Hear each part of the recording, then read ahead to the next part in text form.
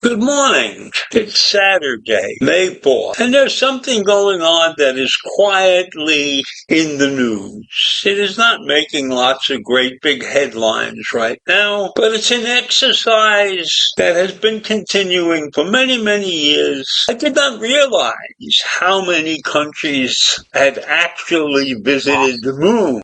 Not lots of countries, but there has been more activity than just the United States. And China just launched an uncrewed lunar mission today, or yesterday, to bring back samples from the far side of the moon for the first time. This is a potentially major step forward for the country's ambitious space program. And Japan actually has a spacecraft on the moon wandering around and sending out unintelligible messages.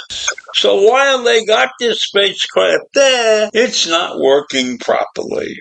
And last year, India landed its first spacecraft on the moon.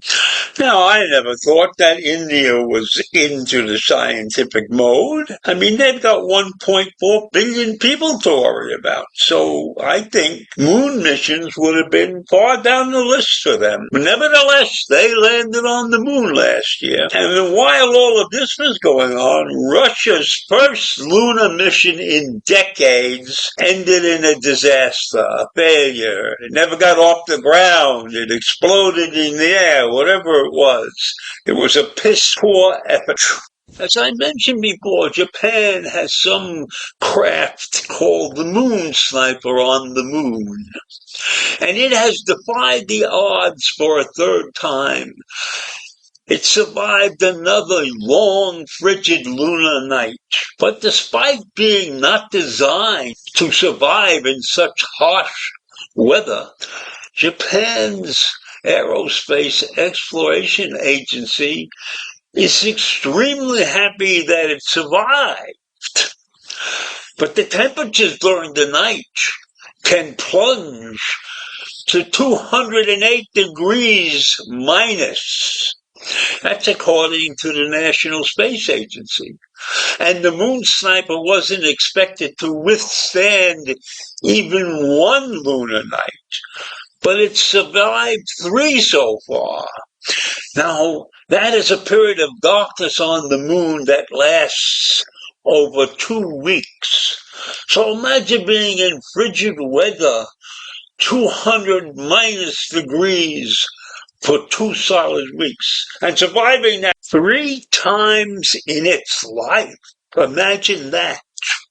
Now this robotic vehicle, which is known as SLIM, that stands for the Smart Lander for Investigating Moon. It touched down on the lunar surface on January 19th.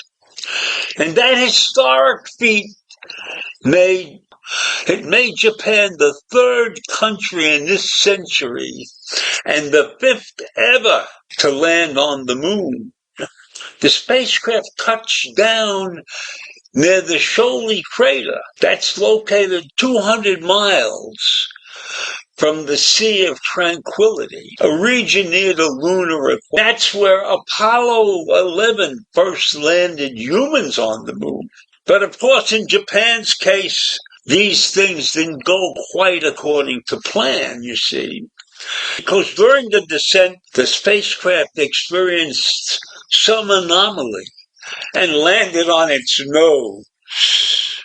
And that fact meant its solar panels were facing in the wrong direction. And they were not upright, they were leaning. and they were not receiving the necessary sunlight to generate power.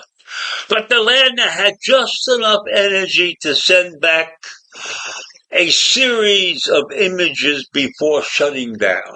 Now, the mission's team in Japan remained hopeful that once sunlight reached the solar panels again, the spacecraft might reawaken. So that gives you some idea of what goes into sending crafts to the moon. Not only do they have to land properly, they have to have some way of retrieving energy. So most of these crafts need sunlight to keep their batteries working.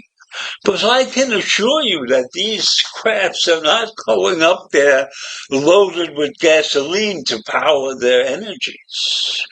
They're running on solar equipment, solar engines, solar performance controlled parts, I will call them, because I'm not sure the lunar craft has. But it needs continual energy. And I never realized that a night on the moon is 2 weeks long. And so for 2 weeks, these spacecrafts are idle probably.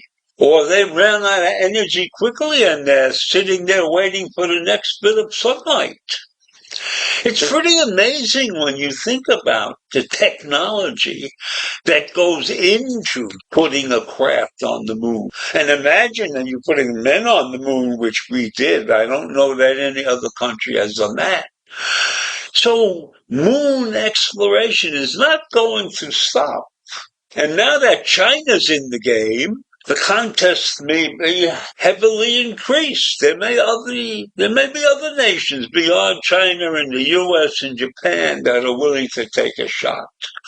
But it's an expensive proposition. Not every country can afford to do this. In fact, I'm sure there are many countries that could never afford to do this. I don't think that there's any European country outside of Russia that took a shot at this. I would have thought that Germany or France might have taken a shot, but they can't afford it probably. So it's an interesting proposition when you consider sending a moon craft up there. And hopefully that these exercises will benefit the humans left behind on Earth. But I think it's exciting to know that there's competition in going to the moon. So I'll leave you with that this morning. Moon travel. Have a great day. Bye.